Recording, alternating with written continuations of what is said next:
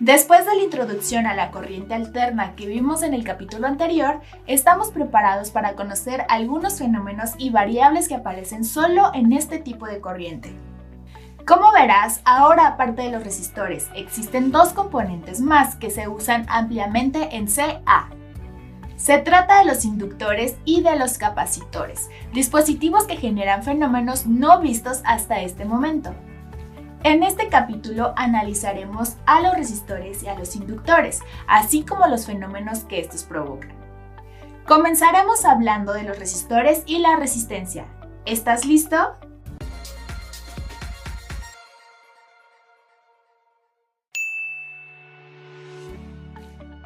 Muchos circuitos de corriente alterna constan solamente de resistores, como los de corriente continua.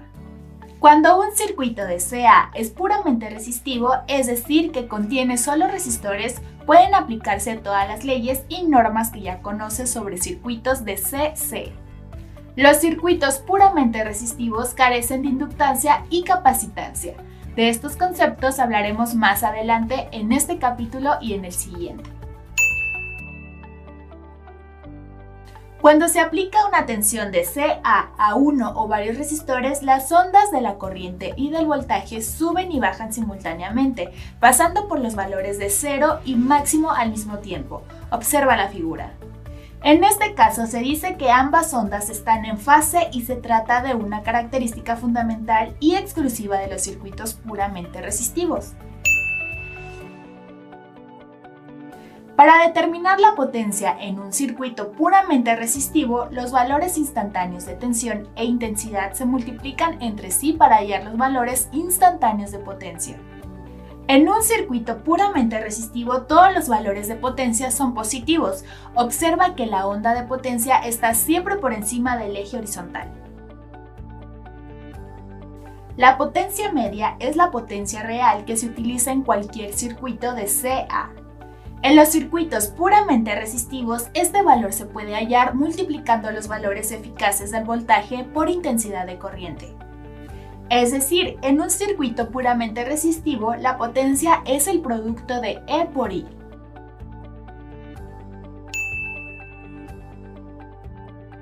Cuando multiplicamos E por I en un circuito puramente resistivo, el resultado es potencia en watts, igual que en los circuitos de CC o corriente continua. Este valor corresponde a lo que se conoce como potencia real.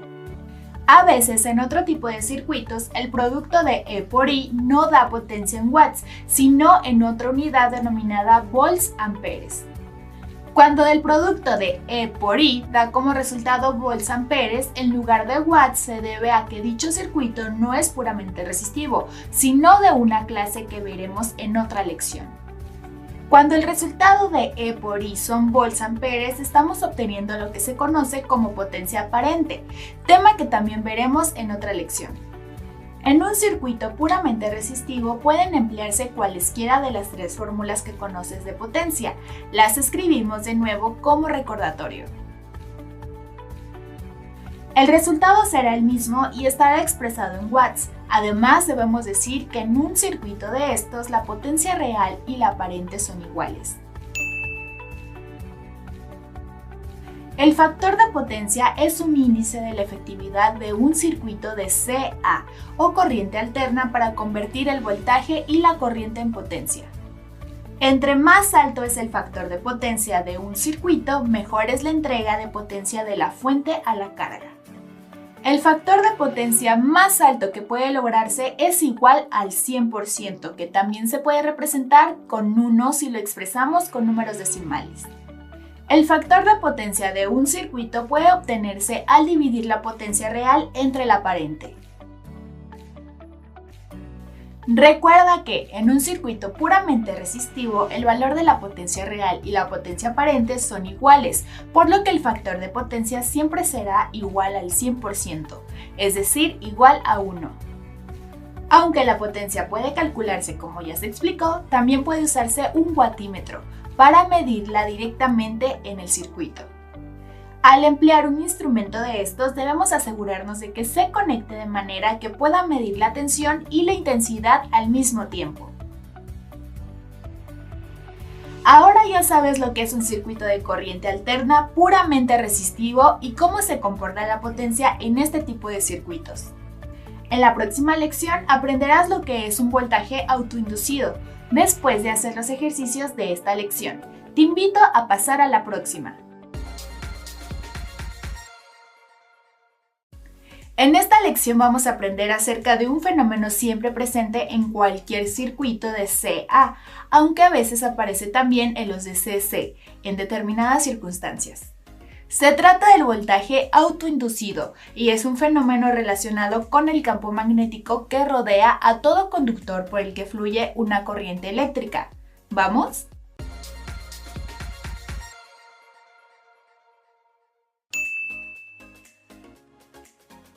¿Recuerdas que en un circuito eléctrico la corriente siempre produce un campo magnético? La fuerza de este campo depende de la intensidad de la corriente circulante.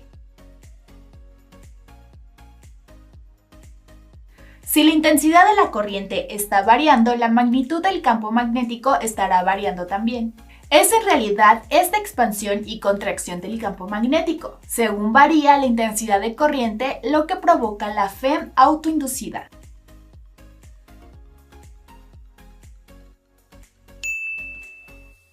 Para comprender más a fondo el concepto de voltaje autoinducido, vamos a analizar cómo se comporta el circuito de la figura. Se trata de un circuito de CC constituido solamente por una pila, una pequeña bobina que no es otra cosa que un alambre enrollado y un interruptor o switch. Mientras el interruptor esté abierto, no circula corriente alguna y no hay línea de campo magnético ni voltaje autoinducido. Cuando el interruptor se cierra, empieza a circular una corriente eléctrica y empieza a formarse y a expandirse un campo magnético alrededor del conductor.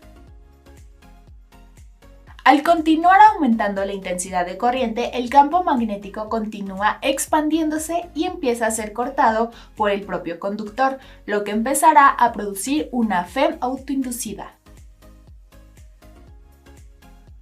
Mientras la corriente eléctrica continúa incrementándose, el conductor cortará más y más líneas de campo magnético y la FEM autoinducida irá en aumento. Observa la gráfica que muestra este aumento. Cuando la intensidad de corriente alcanza su valor máximo y deja de crecer, el campo magnético deja de expandirse y deja de ser cortado, por lo que ya no se produce FEM autoinducida. Si abrimos el switch, la intensidad de corriente empezará a disminuir, el campo magnético se contraerá y nuevamente se producirá una FEM autoinducida. Esta FEM autoinducida aparece, pues el campo en contracción estará siendo cortado por las espiras de la bobina, pero en sentido contrario al provocado por el aumento de la corriente en el circuito. Por ello, en esta situación, la FEM autoinducida tiene una polaridad opuesta a la anterior, lo que provoca que ahora se sume a la tensión de la pila, oponiéndose a la caída de la corriente. Como vimos en CC, el voltaje autoinducido solo se presenta al abrir o cerrar el circuito. El resto del tiempo no hay voltaje autoinducido. Cuando abrimos el switch del circuito de CC, la corriente cae rápidamente y el campo se achica a gran velocidad. Esta disminución crea una gran FEM autoinducida que incluso hace que salte una chispa o arco eléctrico entre los contactos del interruptor. Este efecto tiene algunas aplicaciones prácticas, como en el encendido de los cilindros en el motor de los automóviles. En CA la situación es muy diferente, como este tipo de corriente está variando constantemente, siempre estará produciéndose una tensión autoinducida. Como muestra la figura, la CA va y viene constantemente en el circuito creando un campo magnético continuamente variable y por lo tanto un voltaje autoinducido también variable. ¿Qué te pareció la lección? ¿Ya puedes notar las diferencias entre CC y CA? Te invito a pasar a la lección siguiente. Pero primero haz los ejercicios de esta. Te veo en la próxima. En esta lección aprenderemos el concepto de inductancia y lo que son los inductores. No se diga más, ¡comencemos!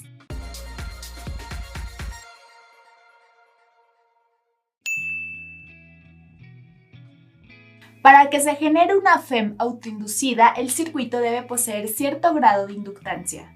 La inductancia es una característica de todo circuito eléctrico, como lo es la resistencia. Un circuito puede presentar más o menos inductancia, así como puede ofrecer más o menos resistencia al paso de la corriente. A veces es necesario incrementar la inductancia natural de un circuito. Para ello puede emplearse un inductor o bobina. Un inductor o bobina es un dispositivo que puede tener un valor de inductancia fija o variable. Igualmente puede tener formas distintas, pero siempre consistirá en arrollamientos de alambre aislado.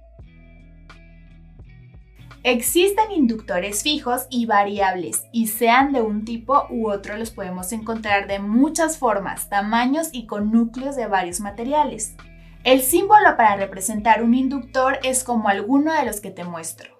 El primero muestra un inductor o bobina con núcleo de aire, el segundo es una bobina con núcleo de hierro, el último es un inductor variable con núcleo de hierro laminado.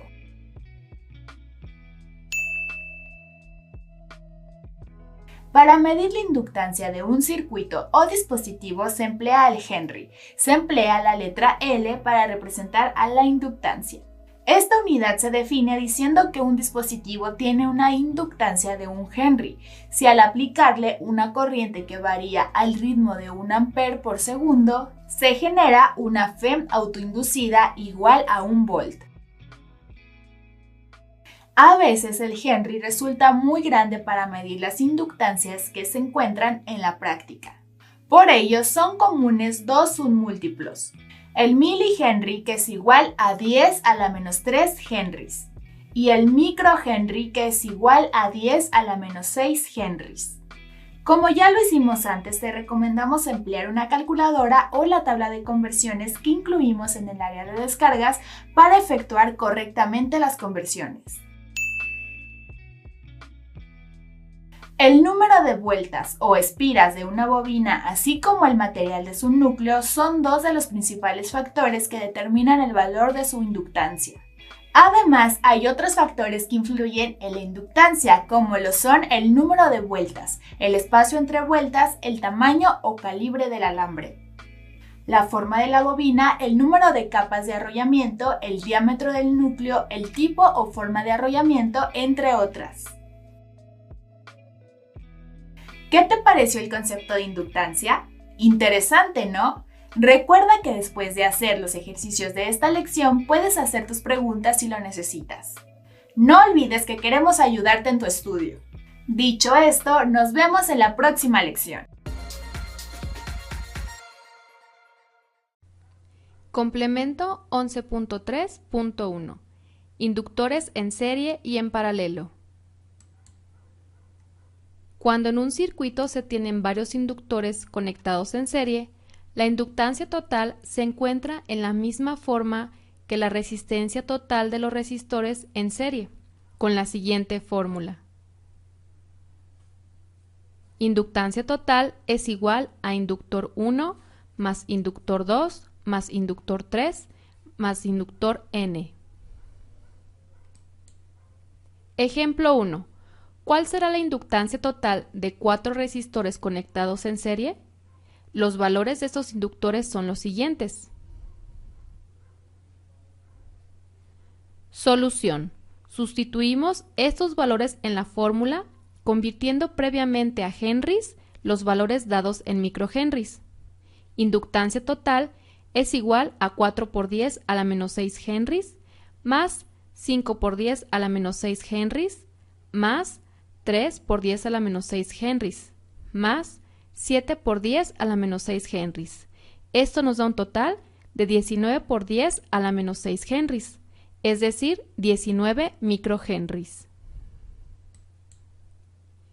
Cuando en un circuito se tienen varios inductores conectados en paralelo, la inductancia total se encuentra en la misma forma que la resistencia total de los resistores en paralelo.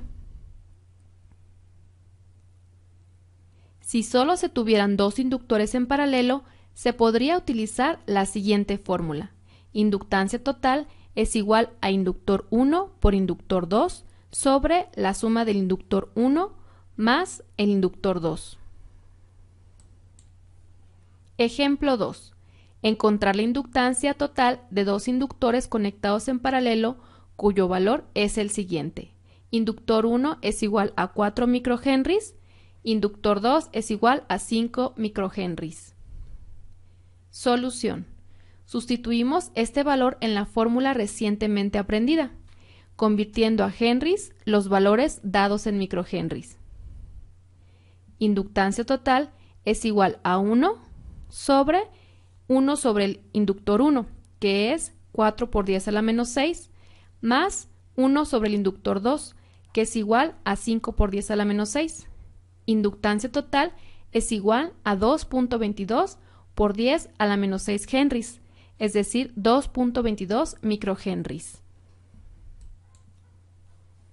En la diapositiva anterior vimos que existe otra fórmula que podemos utilizar para encontrar la inductancia total cuando tenemos solamente dos inductores conectados en paralelo. Resolveremos este mismo problema con esta fórmula para demostrar que cualquiera de las dos fórmulas nos llevará al mismo resultado. Sustituimos los valores inductor 1 por inductor 2 sobre el inductor 1 más el inductor 2. Esto nos da un total de 2.22 microhenries. Vemos que al utilizar las dos fórmulas obtenemos el mismo resultado. En esta lección aprenderemos el concepto de reactancia inductiva. ¿Vamos?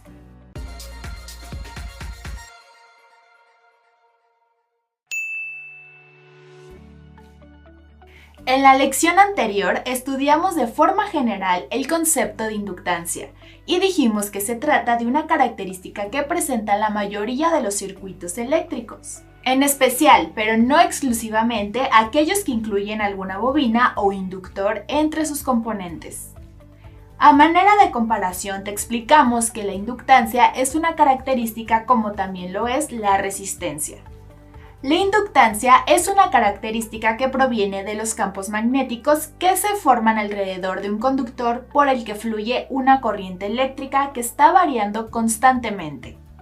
La CA es un tipo de corriente que siempre está variando, por lo que la inductancia tiene efectos notables en circuitos de esta clase. Pero, ¿de qué clase de efectos se trata? Ese es el tema de esta lección. La inductancia es una característica de los circuitos inductivos que provoca una oposición a las variaciones de la corriente. Cuando la corriente trata de incrementarse, la inductancia se opone. Igualmente, cuando la intensidad trata de disminuir, la inductancia se opone a dicho descenso. La reactancia inductiva es la oposición que la inductancia de un circuito ofrece al flujo de corriente. Reactancia inductiva y resistencia son sinónimos, pues ambas son una característica de un circuito que consiste en oponerse al paso de la corriente eléctrica. Inclusive la reactancia inductiva, al igual que la resistencia, se mide en ohms. Existe una fórmula que nos permite calcular la reactancia inductiva en un circuito de CA. En esta fórmula, X sub L representa la reactancia inductiva y se expresa en ohms. Pi es el valor que ya conoces y es igual a 3.1416.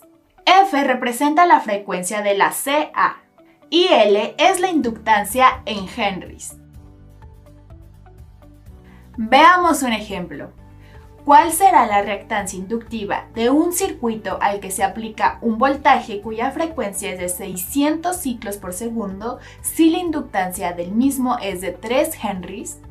Haciendo las sustituciones correspondientes, encontramos que la reactancia inductiva será igual a 11.309.73 ohms, lo que es igual a 11.31 kiloohms. Veamos otro ejemplo. ¿Cuál será la frecuencia del voltaje que necesitamos aplicar a un circuito inductivo para que la reactancia inductiva que produzca sea igual a 1000 ohms si la inductancia L de dicho circuito es de 10 milihenries? Para ello, a partir de la fórmula de la reactancia inductiva, despejamos la frecuencia obteniendo que ésta será igual a 15.92 kHz. Observa que convertimos la inductancia de milihenries a henries, porque así lo requiere la fórmula, como recién aprendimos. Un ejemplo más. La intensidad de corriente a través de una bobina es igual a 30 milésimas de amperes cuando se le conecta a una fuente de CA de 9 volts y cuya frecuencia es igual a 3 kHz.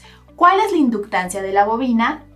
Primero aplicamos la ley de Ohm para calcular la reactancia inductiva. Esta es igual a 300 ohms.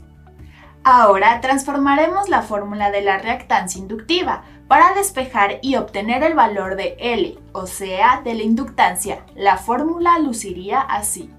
Sustituyendo los valores proporcionados en el enunciado del problema y transformando la frecuencia a Hz, porque así lo requiere la fórmula, encontramos que la inductancia es igual a 0.0159 henries, que también se puede expresar como 15.9 milihenries. ¿Puedes ver ahora la utilidad de trabajar con los submúltiplos de Henry?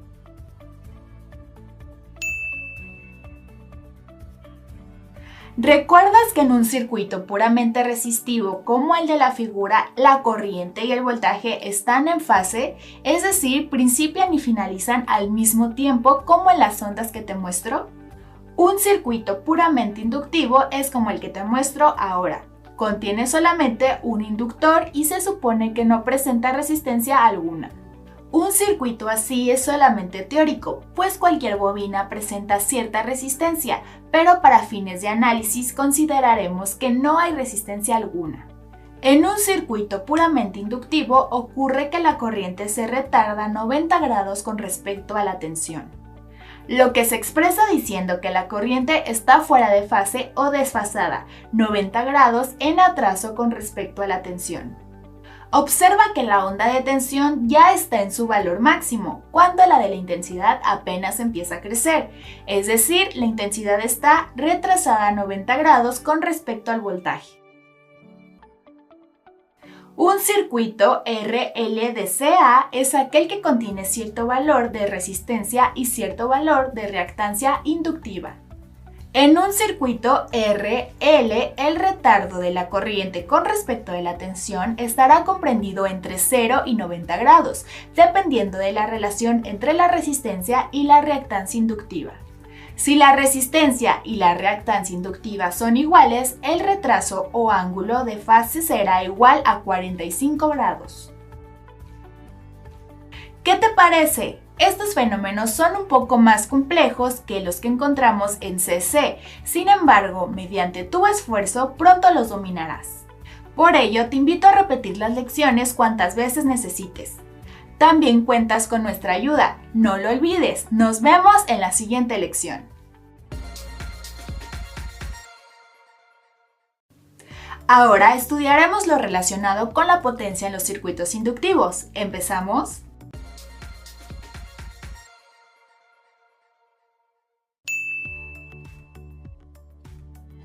Acabamos de ver que en un circuito puramente inductivo, la intensidad sufre un retraso de 90 grados con respecto a la tensión.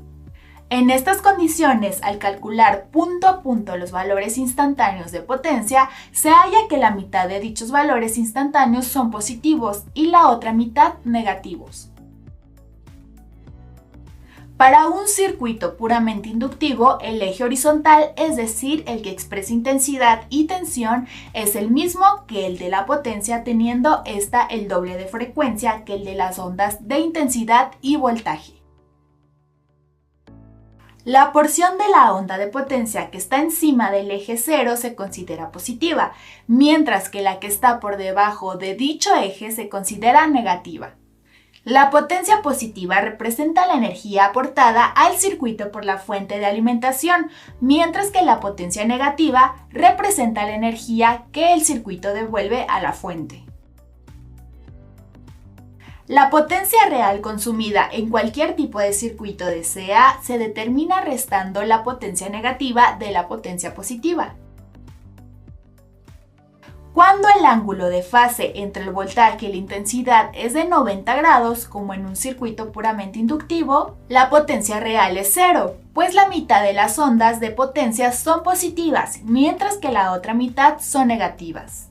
En estas condiciones, el factor de potencia, o sea, la relación entre la potencia real y la aparente, es igual a cero, como puedes ver en la fórmula que ya conoces y que te muestro.